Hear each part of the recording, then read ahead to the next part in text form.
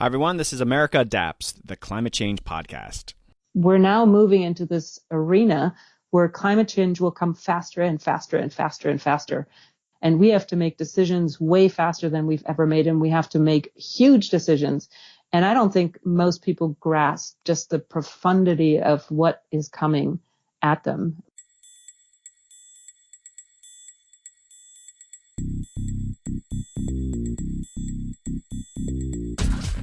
Hey Adapters, that was Dr. Susanne Moser. In this very exciting episode, I talk with Lois DeBacker, Managing Director of the Environment Program at the Kresge Foundation, and with Dr. Susanne Moser, one of the country's leading climate and adaptation researchers. In this episode, we talk about how adaptation is quickly becoming a profession, why there is a lack of nationally recognized adaptation leaders, and challenges and opportunities for this field. And that's just a small sample of the topics we cover. If you are interested in what's happening in the climate adaptation universe, you won't want to miss this episode. Two very thought-provoking conversations with some of the leading thinkers in the field.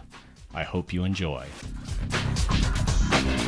Hey, welcome back, Adapters. With me today is Lois DeBacker, Managing Director of the Environment Program at the Kresge Foundation. Hi, Lois. Welcome to the podcast. Thank you. Well, thanks for coming on. Maybe we could just jump into this. Can you give a little bit of background about the Kresge Foundation? I know all about the Kresge Foundation, world famous foundation, but if you could give my listeners a little bit of background on what you do there. Happy to do that. The Kresge Foundation is a national philanthropic organization based in metropolitan Detroit. Our purpose is to expand opportunities in American cities. We have several different areas of grant making. I lead our environment program, which is focused on helping cities implement comprehensive climate resilience approaches grounded in equity. We encourage cities to adopt a comprehensive and an integrated approach to climate resilience that encompasses climate mitigation, climate adaptation, and social cohesion.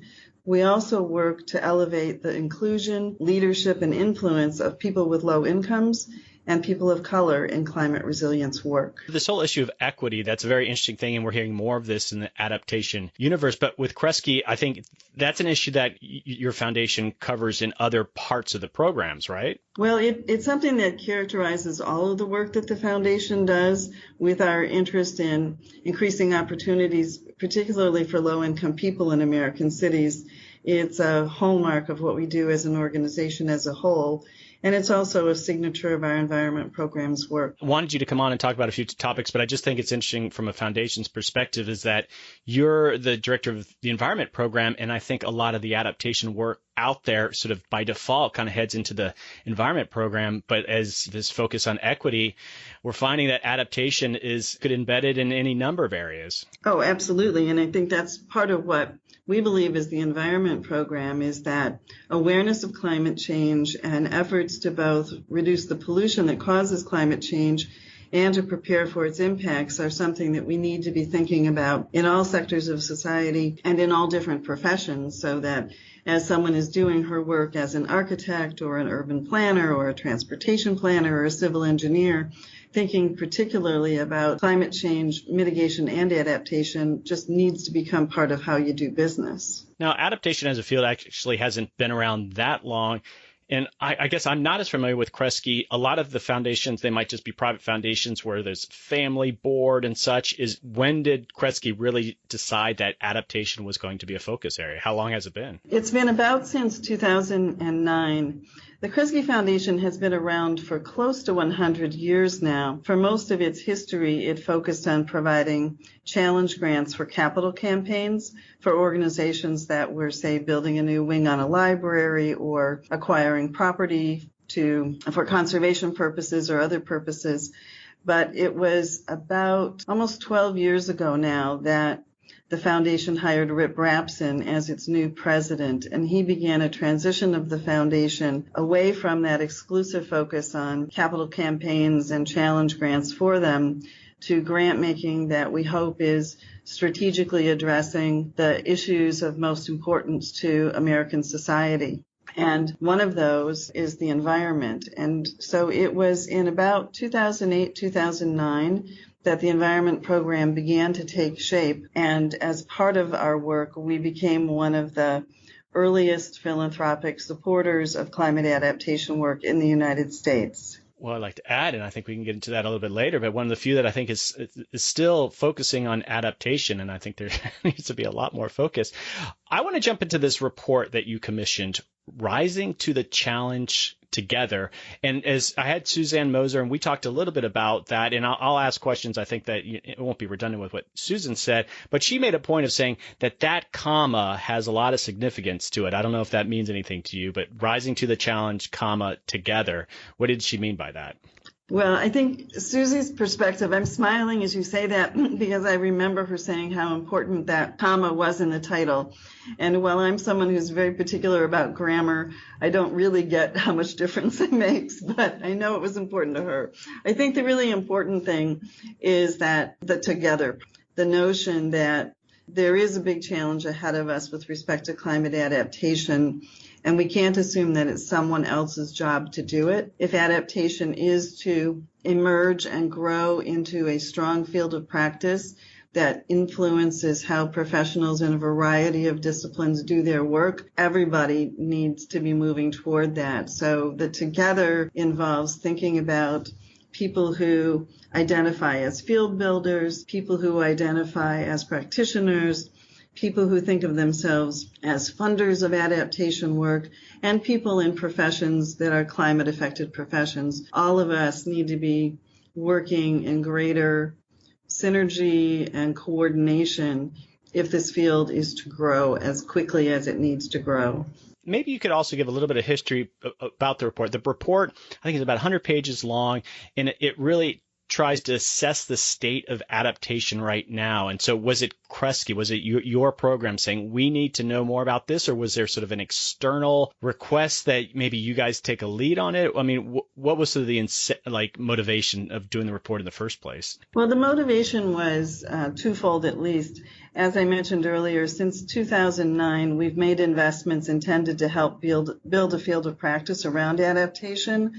And after many years of investment, we thought it was important to assess the state of development of the field. We commissioned the report in part to inform our own work going forward, but more importantly, as a service to the community of people who are interested in advancing climate adaptation efforts. You know, there are lots of people trying to build this field, and we tend, everything we do, we want to be of service to the field and of service to the nonprofit sector in particular that's working to bring about change. So while the idea of commissioning the report was ours, the intent was always for it to be of service to the broad community of interest, not just us. And I think it has been. I think a number of people have found it useful, interesting, and thought-provoking.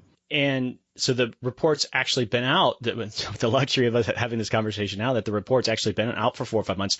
Maybe you could share some examples, some of the conversations you've had with people that have a chance to kind of look at the report. I mean, what are they saying? What's standing out? Because it covers a lot of ground and makes a bunch of recommendations, and maybe there's specific recommendations they like. But I mean, what's really stood out with some of the people that you've talked to? I think many people have been struck by the way the report shows that adaptation is still at a very early stage of development. It acknowledges the critically important work that early adopters have been doing and the innovation that has been happening in different communities, the growth to some extent of a sense of community, in part helped by things like the national adaptation forums that have been held and the regional adaptation forums, that there is momentum, there is activity happening in communities across the United States. But I think a contribution of the report was the 4 Ps framework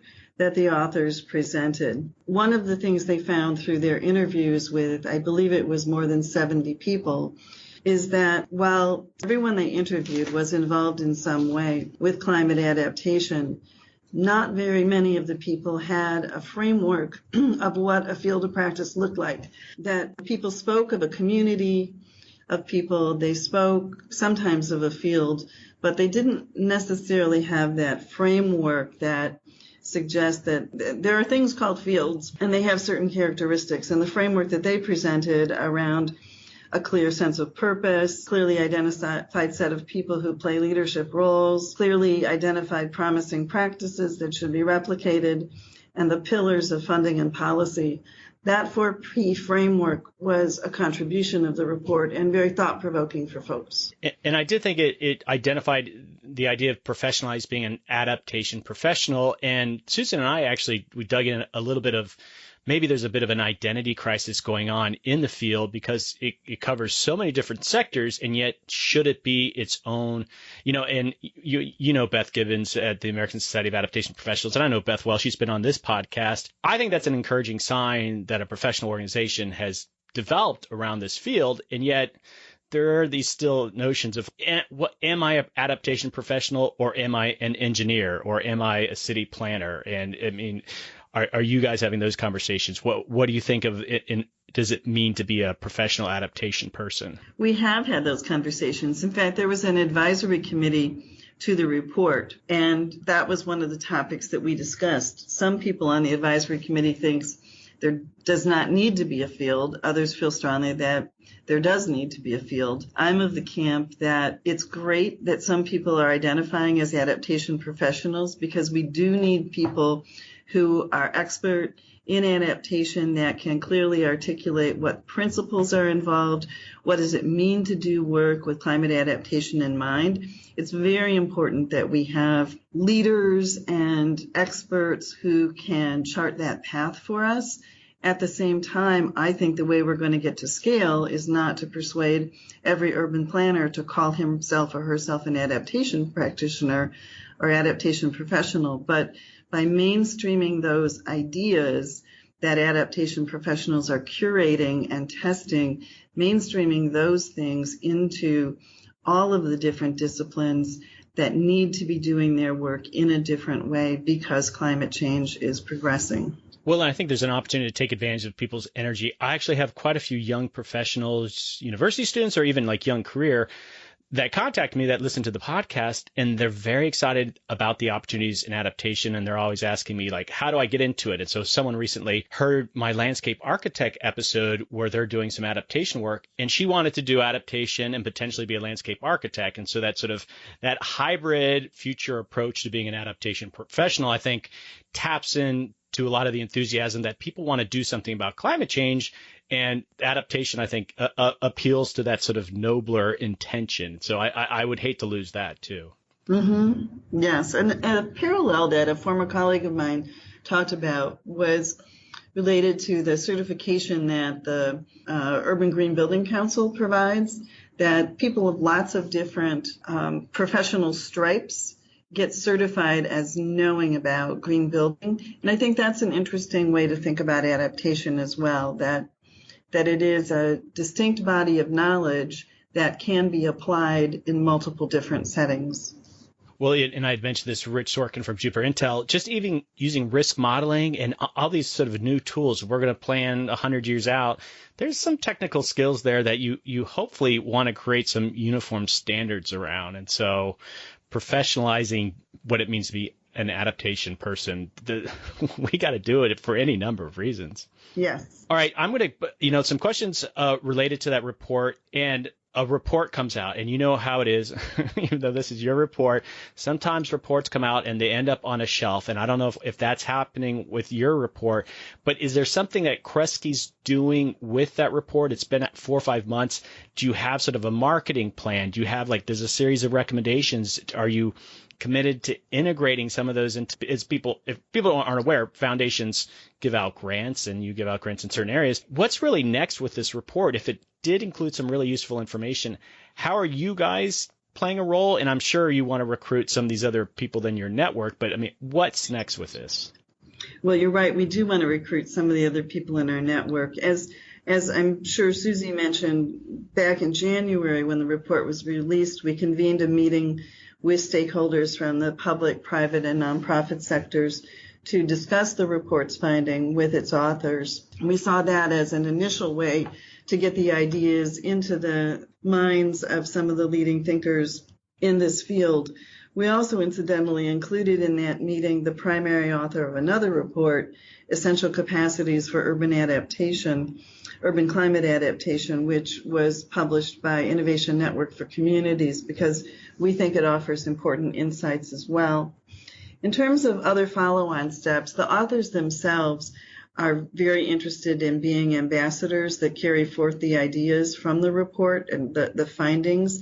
So Susie and Joyce and Aleka are each in their roles as consultants and speakers at conferences taking the ideas forward. We also have provided grant support to the American Society of Adaptation Professionals to execute its role as a field builder. And I know that board is digesting the findings from the report and thinking about a field building framework and what that means for what they are doing. We also are in the process of organizing a meeting of philanthropic foundations that have interest in adaptation to determine how we can better coordinate our funding to more strategically advance the field. That one of the criticisms in the report was that the few foundations that are interested in this are not doing enough to take advantage of their respective funding niches and make sure that their money is being placed in as smart a way as possible. So we've committed to help coordinate that conversation. And one of the opportunities I think exists is to not just better coordinate those of us that are interested in cities and climate resilience and urban sustainability, but also reach out to some of the funders that are interested in climate adaptation from more of a rural area and natural system perspective. So we're looking forward to pulling that together. And then we're also making sure that the many grantees we fund who bring a strong racial justice lens to the work have the exposure to the ideas in the report, but also in response to part of what was in that report, which includes that equity is not well incorporated into climate adaptation yet. We're resourcing nonprofits who have strong expertise around justice and racial equity and making sure that their expertise is incorporated into the field as it further develops. I would be remiss in not giving my 2 cents because I went through that report and I did like a lot of the recommendations. And one of the things that it talked about that there's not enough of, and obviously I'm trying to accomplish that with the podcast, is that there's not enough awareness building with the public when it comes to adaptation. It's still this wonky technical thing. We go to our national adaptation forums and we go to these events and it's still too insiderish. And, Susan and I talked a bit about that and ways that foundations or these other organizations that this is a big deal. This is something that humanity is going to have to grapple with. And I don't think we've even attempted to create that more public awareness because it's all around extreme events and those kind of things. Anyway, that's my 2 cents of it's an exciting topic. We just have to find ways to sort of communicate it more effectively to the public, not to practitioners, because we're doing that. That's going to just be an ongoing thing. Well, I would say I agree with you completely, and I would say that we're not even communicating strongly enough to practitioners yet. Mm-hmm. And I think you've put your finger on the fact that the public is not yet well aware of it. To the extent that they are, it is largely because of disasters. And one of the findings from both Rising to the Challenge Together and the report Essential Capacities for Urban Climate Adaptation is that there's a lack of a sense of urgency around this, a lack of urgency to act. People are not necessarily even connecting those disasters that are occurring to changes in climate patterns. I was speaking just this morning with one of my colleagues about the recent flooding in the Upper Peninsula of Michigan and Wisconsin and Minnesota. They had just torrential rain that took out lots of infrastructure. And we were wondering to ourselves whether those communities had climate adaptation plans, whether they've ever thought about climate adaptation, and whether they're connecting what just happened with the kind of storm events that they will be experiencing more frequently in the future. I think there's a lot that all of us need to do, including the Kresge Foundation, in thinking how can we be more strategic in our communication efforts? How can we help others with that?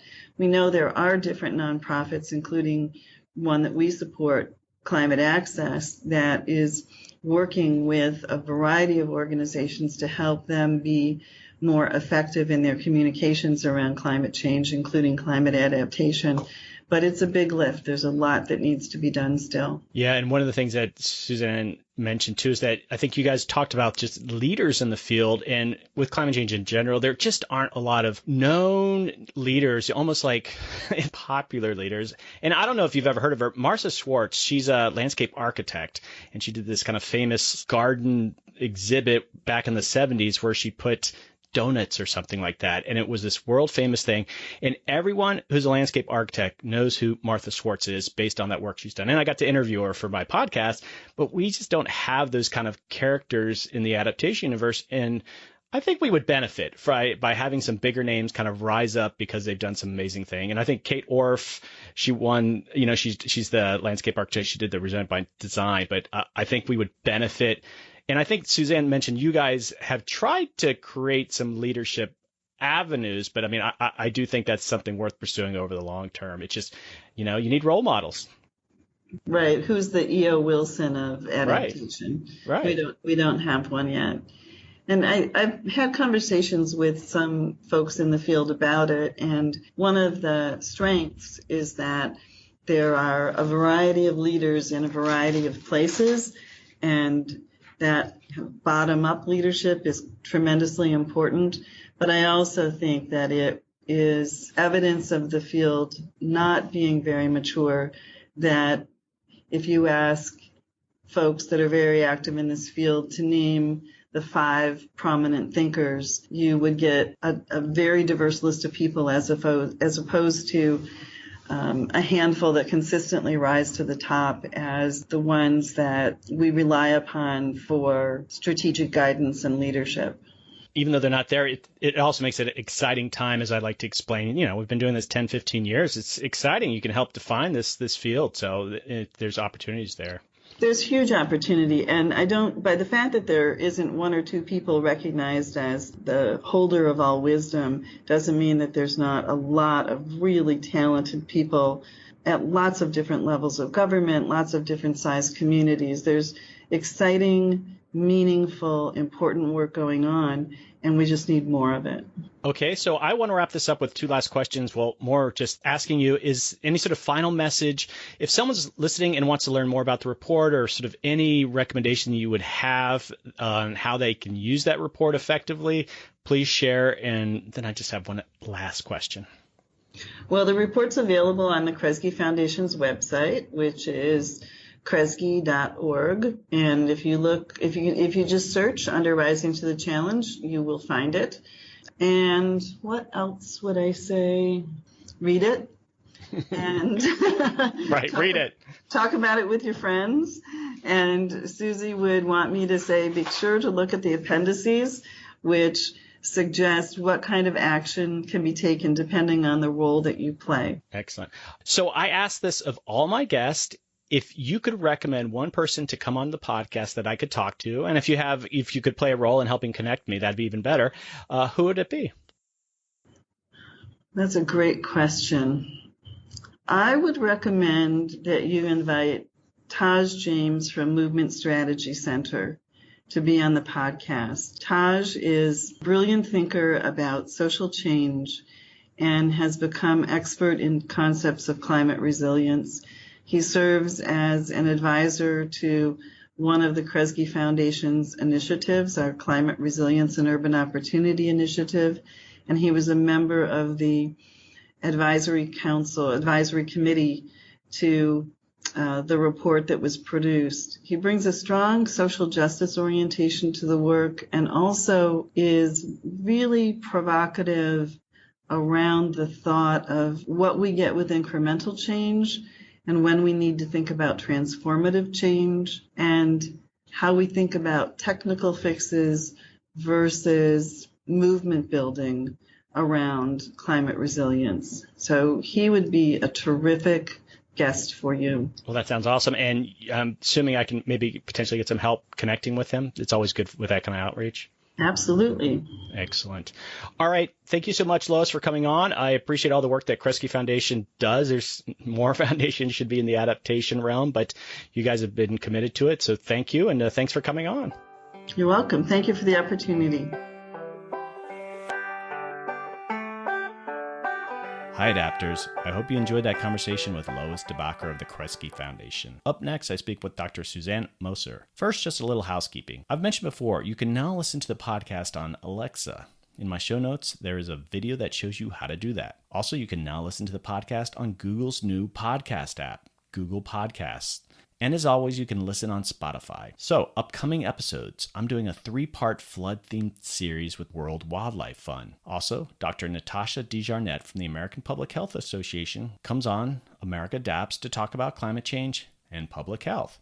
And I'm also getting an Olympic snowboarding medalist, Ariel Gold, on the show to talk about an organization she's helping protect our winters, which is obviously talking about how climate change is impacting the Winter Games. Also, this is the very first episode I've done since I moved to Tucson, Arizona. If you didn't know by now, I was based in the Washington, D.C. region. It is so gorgeous out here. There are mountains and wildlife everywhere. If you're from the Tucson, Phoenix region, please reach out to me. Okay, just a reminder, America Adapts is a charitable organization that needs your support. Please consider giving a tax-deductible donation. You can find links in the We Did It donate page in the show notes. Also, if you're interested in sponsoring a specific podcast or having me speak at a public or corporate event, please reach out. You'll really enjoy it. I share stories from the podcast and my own experiences in the adaptation field. You can contact me via the website americaadapts.org. If you are a regular listener to America Adapts, please share with your friends and colleagues and share episodes on your social media. Remember, adaptation is going to take all of us working together. Okay, Adapters, let's get back to the episode and join in with Dr. Susanne Moser. Hey, welcome back, Adapters. On today's episode, I am very excited to be hosting Dr. Susanne Moser. Susanne is a director and principal researcher of Susanne Moser Research and Consulting in Santa Cruz, California. Susie's work focuses on adaptation to climate change, vulnerability, resilience, climate change communication, social change, decision support, and the interaction between scientists, policymakers, and the public. Hey, Susie, welcome to the podcast. Hi, Doug. How are you? Great to be here. I got your last name right? Moser. Pretty close. Darn it. All right. Well, okay. I tried. I pronounced it many different ways.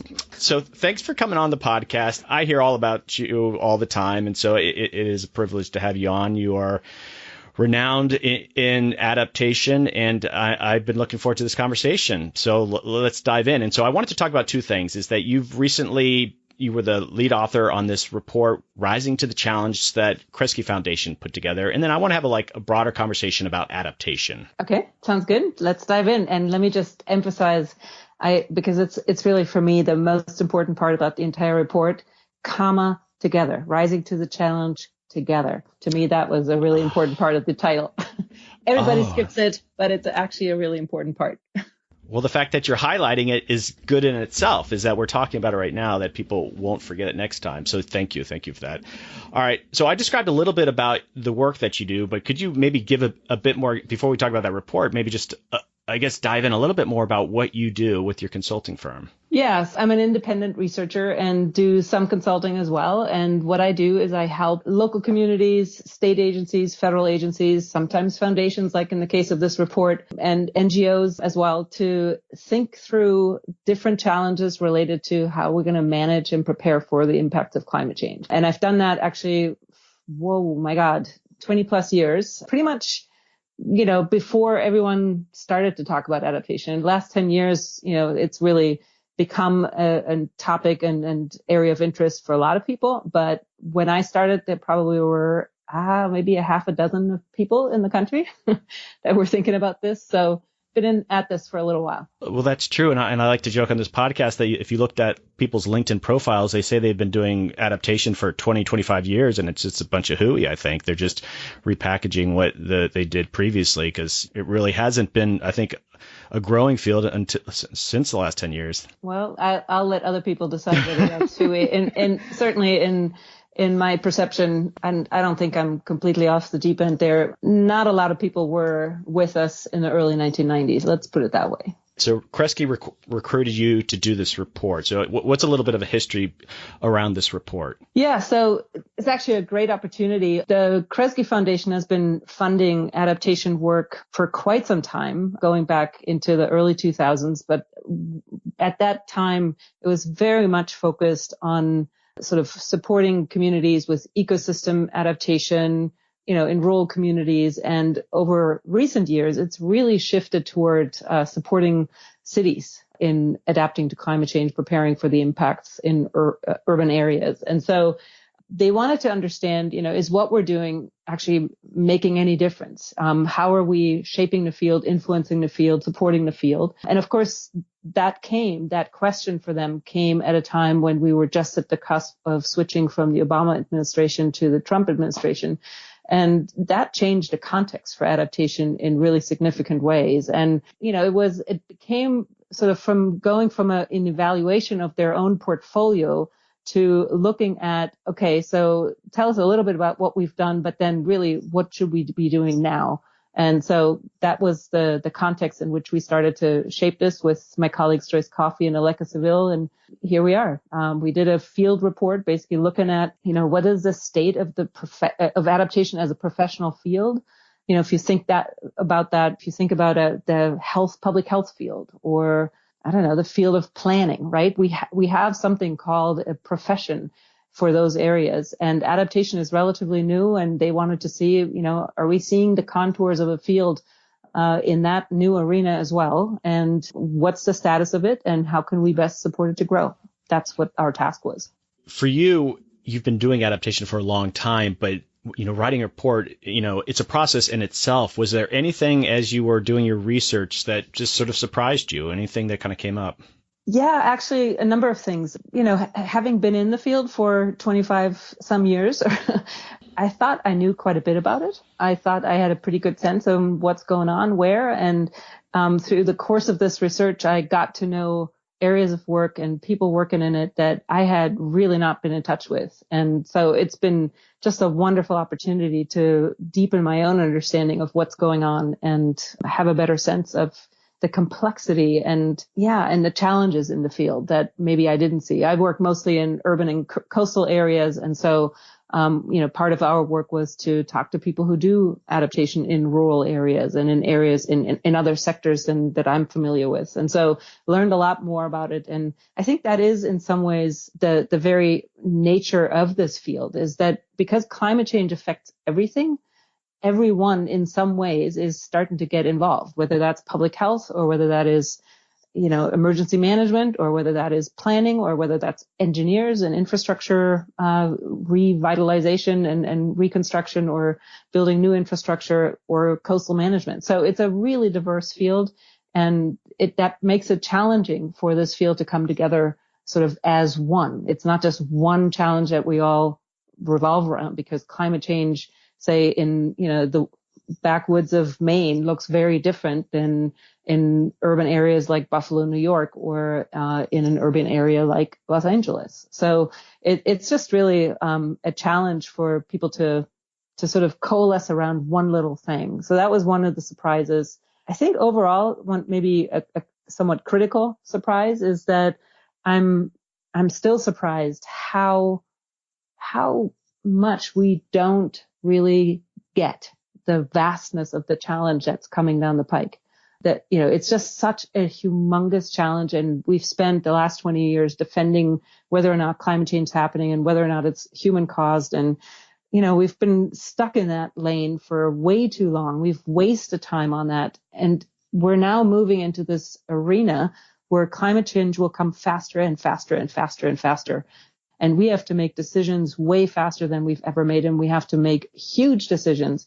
And I don't think most people grasp just the profundity of what is coming at them. And we're not really prepared for that. And I somehow, maybe driven by my own urgency and concern about it, I thought maybe people would get that. And maybe, we humans are just, just trying to avoid looking at some of the really big negative or scary things. But I think it behooves us to take a really hard look at how big the challenge is.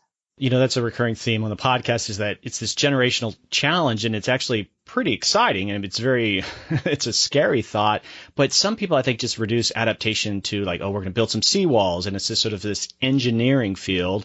And that just captures just a sliver of what it's all about. And I think that doesn't help with, I guess, the identity of adaptation. It's this new field. And I think there's that sort of conflicting idea of what it ultimately is. This is actually a relatively new thing that people think of this as only an engineering field. For the longest time, engineers weren't even part of the conversation. For the longest time, it was about risk assessments and vulnerability assessments and, looking at species and whatnot. And more recently, where people are beginning to experience some of those impacts and are beginning to see we need to protect ourselves against the coast, the sea, whatever, that's when you all of a sudden see this is just a matter of engineering. And actually, it's one of the most challenging areas to change, to adapt, because engineering is driven by engineering standards and they change in very slow and difficult ways. So it's not like you can just tell an engineer, okay, now build for, something else. That they actually have to go by the professional standards in their field. And so that's a whole other conversation we could have. But so that's this idea that we have to make only relatively small adjustments, that is pervasive. And that's been one that, has been really plaguing the field. And as we're saying in this report, wake up, people. We're going to have to make some very big changes. In the report, and I'll have links to the report that people can dig into. I think it's about 100 pages long. It's very readable. And there's this notion of, is adaptation its own field? And you talk about this in the report. And just if you could clear that up for me, I'm not quite sure if you guys sort of make a definitive, I guess, statement on it, but do we just look at our existing sectors, and if they just start integrating adaptation, it doesn't even need to be its own field, or is there value in it being its own field? And so you talk about this within the report. I mean, is it, where are you at? I mean, does adaptation need to be its own thing?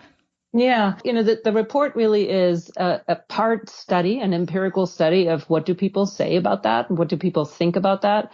And then it is a big part of it is our own recommendations, drawing conclusions. And the way we did that is, we looked at, well, what is a field? And it's actually, most people don't entirely know that. Many of the people we interviewed didn't know that. I didn't know it before I went into it. But basically, we're saying, based on this literature, a field is made up of, why are you there? What's your purpose? Why are you coming together around something? Who is there? Who is in the field? Who are the workers who do the work? What are the practices of that field? And then fourth component in our mind is the sort of pillars on which it stands. Is there a policy context? Is there funding for it? And if you take that all together, you can begin to see why a field would be important. If we're all working toward one end versus 20 different ends, we have a very different power, very different thing that we can direct our activities to. If there are only a handful of us, like way back when I started, there was no field. There was literally a half dozen of us. Now there are beginning to be thousands. And, that's beginning to look much more like something. But what are the qualifications? What are the skills? What are the practices?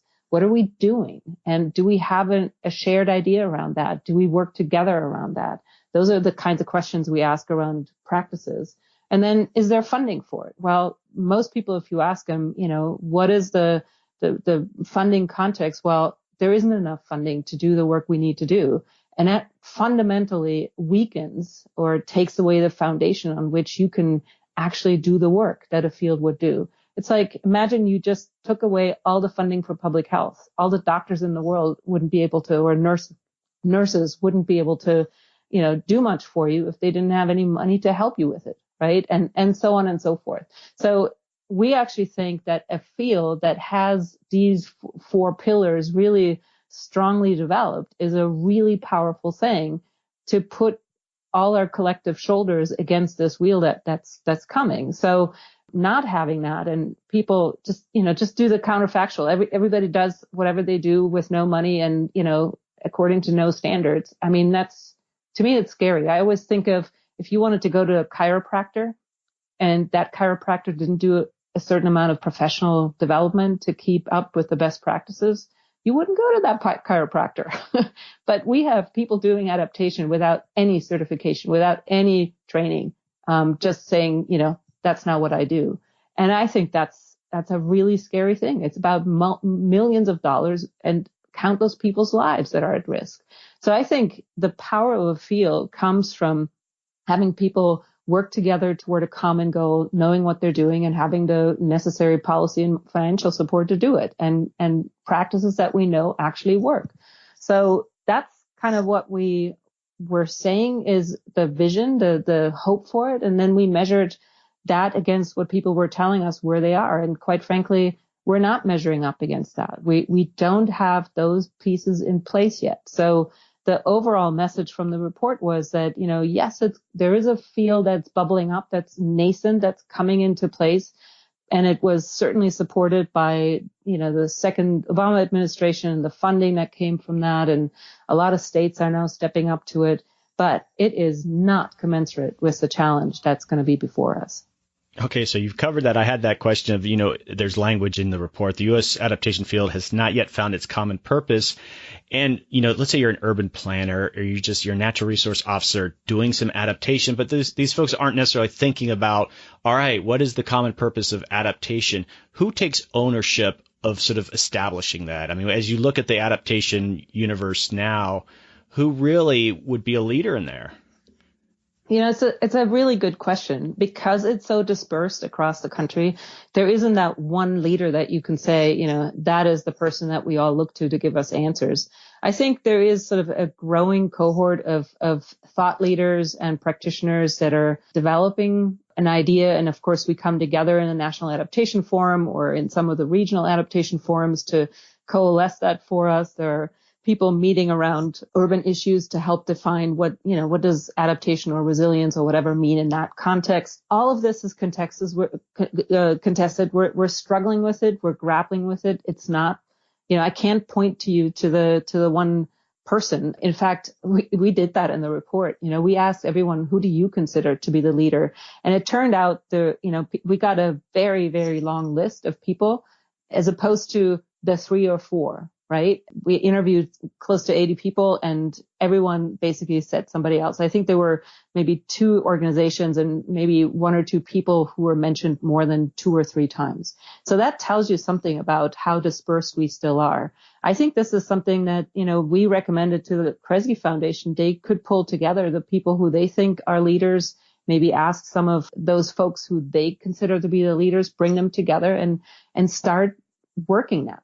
Start helping people to emerge as the leading figures. But I'm not sure it's there. I mean, you introduced me as to be, one of those people. I don't know if I am that person. I'm probably that for some people in some arenas, but I don't know. Maybe we don't need, the one Martin Luther King or the one whatever, put in your leading figure for something. But a cohort of people, I think, is emerging in those areas. I have my favorite people that I point to, that I go to if I have questions. So I think that's beginning to coalesce a little bit. Randy Olson and I had this conversation on one of my podcasts. It's just the climate change movement in general, just lack of leaders. And, people would bring up Al Gore or something, but it hampers the movement that, people can't rally. Even if it's just a symbolic leader, there's value in that. So I like that idea that maybe Kresge does a leadership summit, but who gets to decide the invite list there? That in itself could create a bit of friction. Yeah.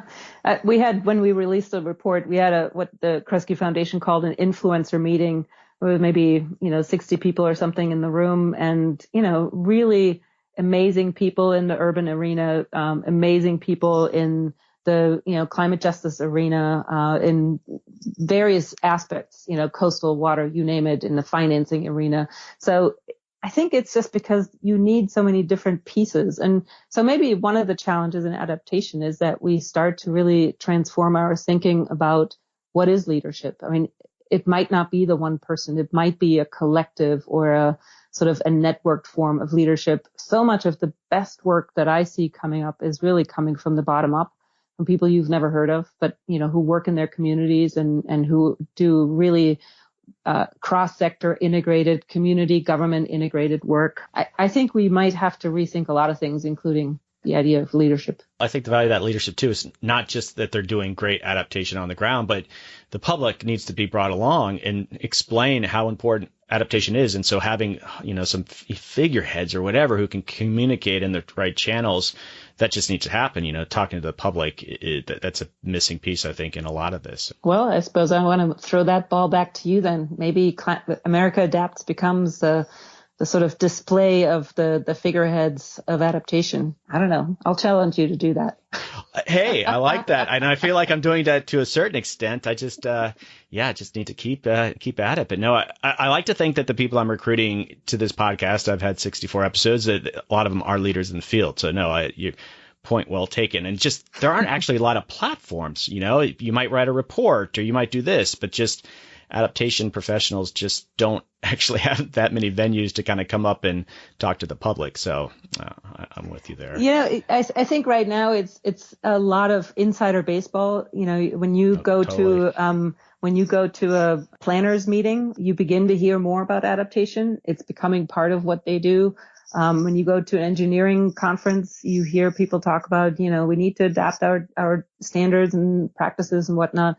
So it's there, right? But I think, one of the things we say in the report is that we need the media to pick up America Adapt stories. So beyond the podcasts that you're producing, which are very helpful, to have it out in the mainstream media and that, really tell the story of what's working, what people are doing, not just the doom and gloom of what's all coming, down with climate change, but what are people actually doing that is creative, that is inclusive, that is innovative, that is actually reducing the risks that they're facing.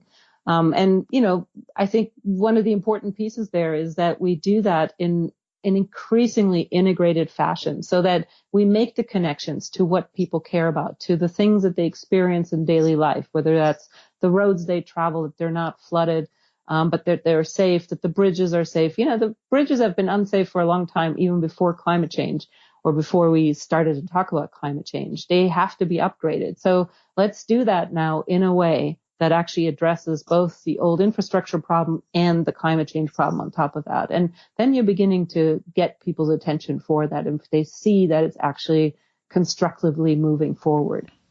I think part of it is just sometimes the adaptation universe doesn't want to kind of separate from the mitigation side of things, which it's a different kind of story. We do need something, what's it, like National Geographic, their whole emphasis is on explorers and that concept. And so the equivalent of Nat Geographic for, adaptation, adapters, and just telling those stories. Mm-hmm. But that is a level of, exposure and media interest that, we haven't even begun to kind of approach. So. Well, there's a definite risk, that this whole adaptation issue becomes such a technical and technocratic approach and issue that stays disconnected from the public. But some of the best stories out there are the ones that connect to communities where they live, who want to improve their neighborhoods, who want to make them better, and who want to be at the table of making those decisions. And, interestingly enough, the decisions change when that happens. We've seen that in a whole number of places where community groups get, involved in those decisions. So I think we can, we could talk about adaptation in ways that will never touch anybody's lives, or we can actually tell those stories in ways that connect to the day-to-day experience that people have and give them ways to contribute and give them ways to have a voice in those decisions. And, that's what a series like this and certainly news stories could really help with. I hear feedback from listeners, and some of it is that they actually take, actions on mitigating their carbon footprint because they've heard these adaptation stories. And Laura Hansen, she's one of those, I think, legends in the adaptation universe. And she's been on and, talking about true mitigation through adaptation. And I think that's a very intriguing thought is you sort of explain to folks that as we need to adapt to climate change, it puts them in a different mindset of like, okay, now we're willing to make those kind of sacrifices on the mitigation side. And I hope that, we can play a role in that way. I've been long enough around in this to have, witnessed how maybe in the 1990s we were like, oh, don't talk about adaptation because it's going to take away from mitigation. And now it's just the opposite, that people are beginning to see that, you open a door to people's hearts and minds through those lived experiences of more extremes or changes in their neighborhoods that they observe. And then they are beginning to be open to, well, maybe, even if I don't entirely sure about these human caused climate changes, maybe I want to better be safe than sorry and help at least, be on the right side of history, if you will. And so that opens the conversation. We basically use this approach of, we got to address the root causes and we got to address the consequences that we haven't avoided, and do both through the lens of social inclusion and equity as that's what we term closing the resilience gap. You will not close the resilience gap for everyone if you only adapt and you forget mitigation, or if you only mitigate and forget the rest. And if you don't do it, with an emphasis on, the most vulnerable, on the people who have the least resources to help themselves in these situations, then you're just not, then it becomes a sort of class issue, whether or not, or a racial issue, whether or not you can be safe in the future. So closing the resilience gap needs to do both mitigation, adaptation, and doing that through that social equity lens. And it's really hard work. Yeah, and you get exposed to that, I'm sure. But I just actually got back from Kenya a few days ago, working with people that do adaptation in Vietnam and Indonesia. And it's just a much different beast over there. And you talk about equity and the sort of issues. It's life or death, where in the U.S., I mean, it's life and death when we talk about, some storm events and such, but it's not like it is in other countries. And so, almost two separate tracks there. I might beg to differ with you. People who live in toxic environments, who live in air polluted environments, who live in areas where they can't have clean water, it's a life and death issue already. In this country. We just sit in very privileged places to have this conversation. But for a lot of people, things are very tough. If you live in an urban environment that's riddled with violence and you can't leave the house and you can't pay your air conditioning bill, it is a life or death issue if it's hot. It's really, you will die in your apartment, roasting if you can't be in a place. We don't have urban green spaces or canopy cover in the poorest neighborhoods. We know that already. It's a life and death issue there.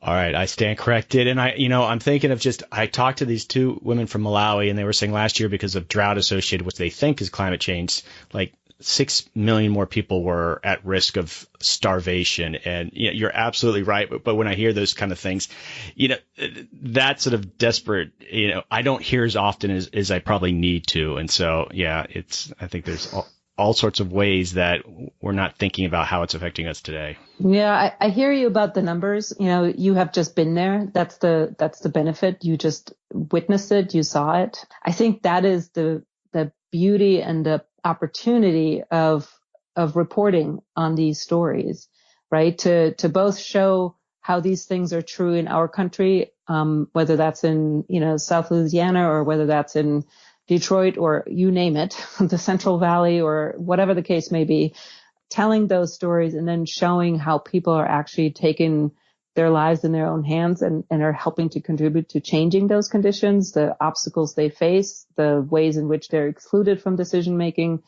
I mean, I think, this is one of these really interesting, precarious moments about the field, right? So we know this, we recognize these issues, but we haven't fully address them. And at the same time, we're beginning to make this field much more technocratic. We're beginning to, talk about financial instruments, and it's all Wall Street now. And it's all, the big banks and the big, financial instruments that are way too complicated for most communities to ever get their hands on.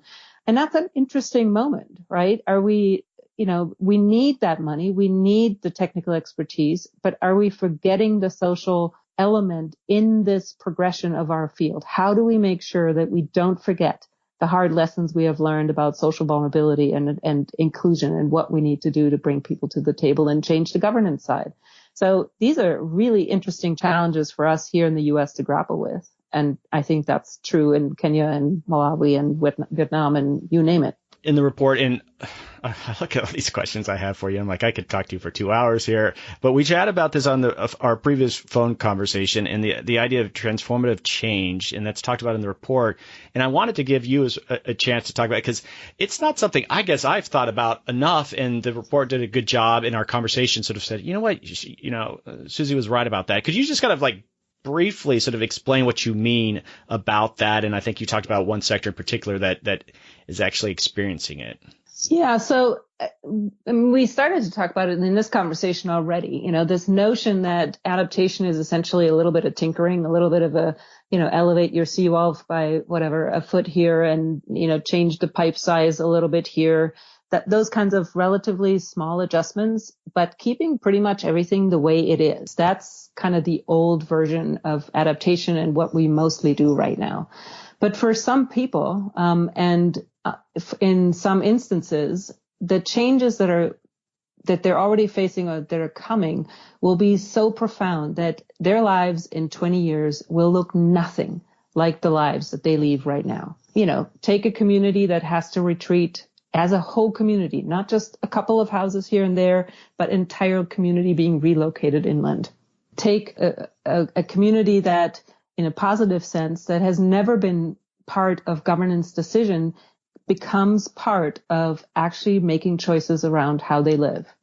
Changing the way we produce our food, where we get it from. Right now, you and I probably couldn't name where the things come from that are in our kitchen. But, what if that was not the truth anymore? I mean, what if our entire ways of valuing things, our beliefs, our way we do things, and the institutional support and the policies around it were completely different? That is what I mean by transformation.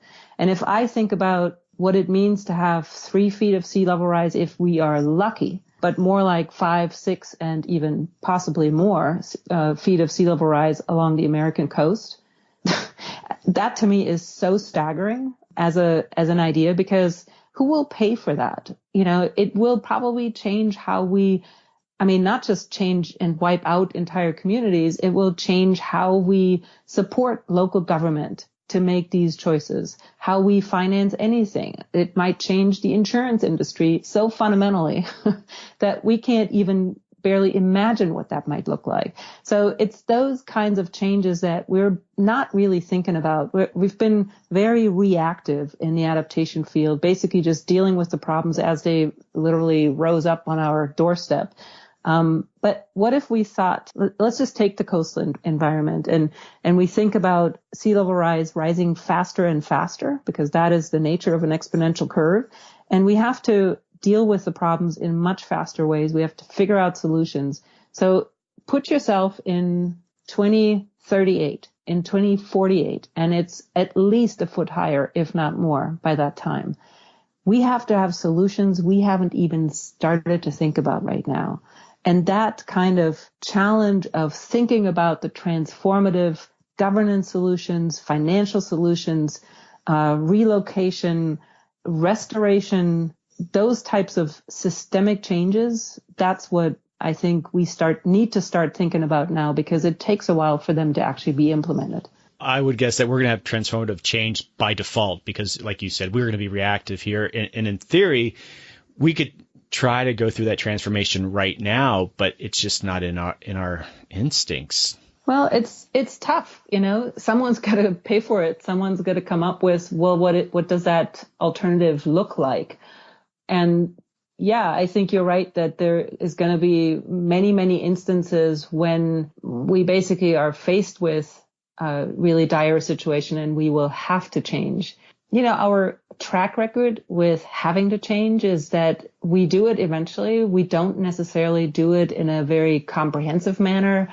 And, I think we have an obligation as forward-looking adaptation professionals to start thinking in systemic ways, to start thinking in integrative ways, and to really help people begin to think outside the box. And in our study for the Kresge report, I just found most of that willingness to think about that among the people who are already in really tough spots right now.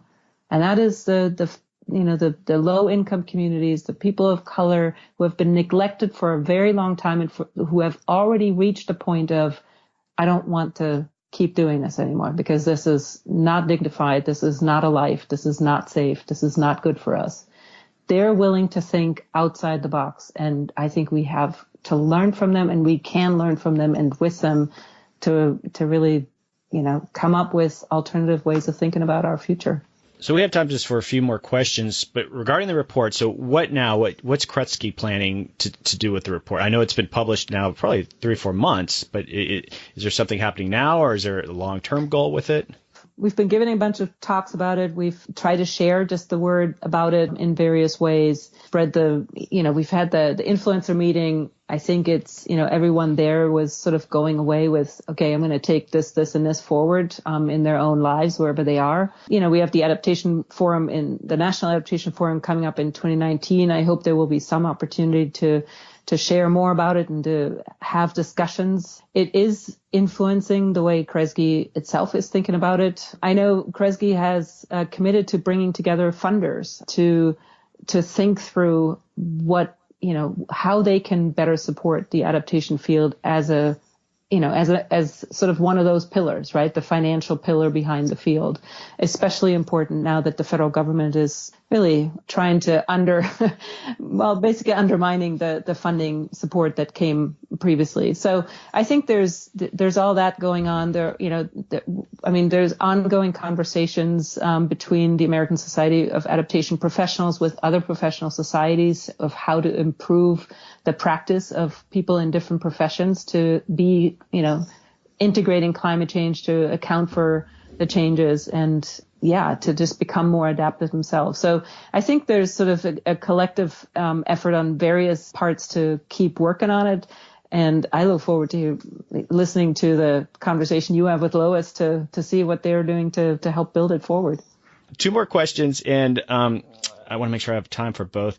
But I actually hear quite often I have younger listeners, and I mean like out of university or just young career. And some people, they're very interested in getting into the adaptation field. And, I try to share resources and my own advice, but sometimes I'm at a loss. They might be in one typical area, but people are just very excited about it. You must have these conversations. Is there any sort of advice? And quite frankly, I don't think the universities have jumped into the adaptation field, quick enough. There are some universities, I think, offering some programs. But do you have any advice for any of my listeners out there if they want to get into adaptation? It's a really great question, and it's actually something that you just confirmed one of the recommendations we made in the report, which is that we need to build the pipeline from people starting all the way in high school to even learn about what professions are out there so that they can choose their field as they go into universities and major and whatnot. I think the university is an interesting beast. In academia per se, we've been talking about adaptation for decades, right? It's been a matter of study, and you could study geography, you could study, ecology, and you can learn about that there, anthropology, whatever. But it hasn't, as a institution in society, it hasn't made a concerted effort similar to, say, what universities committed to meeting the, Paris Agreement or previously to reduce their own emissions. It hasn't made a sort of institutional commitment to building the workforce or, adapting their own institutions. That is only beginning to happen. And I think, the best thing I would say for young people right now is to look at where in the world they want to make a difference. And if the adaptation isn't there already, to demand that teachers, professors, and universities include them as classes, connect across different master programs and whatnot. I mean, there's sustainability programs out there. There are, climate action programs out there in various places. If you want to go into planning, there are, professional degrees in that regard. They don't necessarily all yet include adaptation and climate change as a matter of course. And that is what is increasingly needed, and students need to demand it. And then ask your professor to bring in someone from, the local environment, whatever, an NGO, a professional society, a city, and say, tell us what you do and tell me how you got here. I mean, have people tell their stories of how they got into the field. Yeah, just kind of interesting. You probably deal with them. There's all sorts of institutes out there at universities that are popping up, Institute of Sea Level Rise, or that they're really trying to tackle the issue of climate change. But I think they've bypassed the notion of we actually are going to create a degree program around it. And I've only heard actually of a few. I think NC State or one of the schools in North Carolina actually has like a master's in adaptation, but I haven't heard much. And I think that would show that the field's maturing. Yeah, I think that would be, I think it's, like I said, it's just beginning. I mean, you have to look in some places really hard to find it, but it's there. Like I'm thinking University of Michigan, people are dealing with adaptation in a number of, in schools of environment or whatnot, environmental study programs. So it's there in those places. It's just not called out as that. But, there's lots of places. University of Arizona is an amazing place to go to and has really skilled people And you need to look where exactly does it happen? Well, it oftentimes, and I just say it partly because this is the field that I grew up in, adaptation has been one of the longest standing topics in the field of geography. And you wouldn't think that, you wouldn't know that if you just judged from high school social studies, but geography is an amazing way in. I'm actually moving to Tucson, and I've already set up a podcast with one of the professors there. So, yeah. Excellent. All right. Last question is that I ask this of every guest is if you could recommend one person to come on the podcast, and if you could help make that connection, who would it be?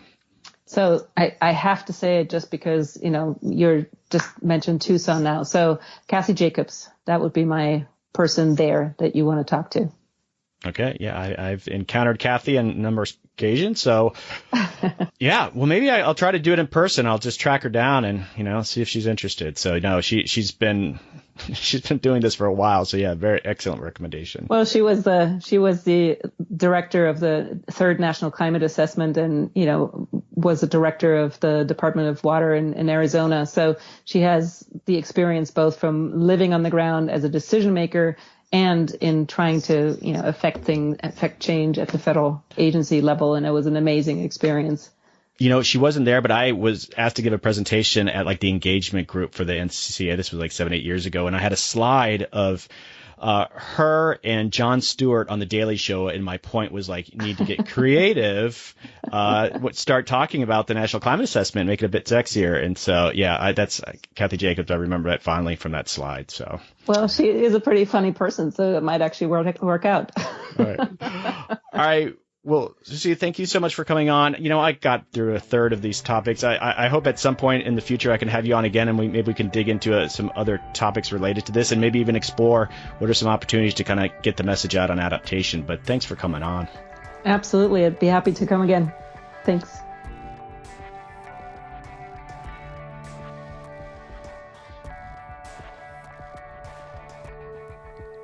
Okay, adapters, that is a wrap. Thanks again to Lois DeBacker and to Susanne Moser for coming on the podcast. It's an exciting time to be doing adaptation. It's a new emerging field, and there are many, many opportunities for those wanting to influence where we're headed. I look forward to the years ahead as a new generation of leaders emerge and help us adapt to climate change. Some final housekeeping, don't forget to join the Facebook page and the Facebook community group. The group is private, but just search for America Adapts and ask to join, and I will approve you right away. It's a chance to hear some insider info on the podcast and to see what other listeners are sharing on the Facebook wall. Some great conversations have come out of that group. And I say this every time. I love hearing from you. I mean it. Just say hi. Share a potential guest with me. Let me know if you liked a particular episode and why. Seriously, it's the highlight of a week, and it sometimes leads to really cool things. I am at americaadapts@gmail.com. Send me an email. All right, check out the website at America Adapts. All this information is in my show notes, especially that link to the donate page. Come on, you longtime listeners. I know you've wanted to donate for a while. You just haven't gotten around to it. Now's the time. Okay, adapters, keep up the great work. I'll see you next time.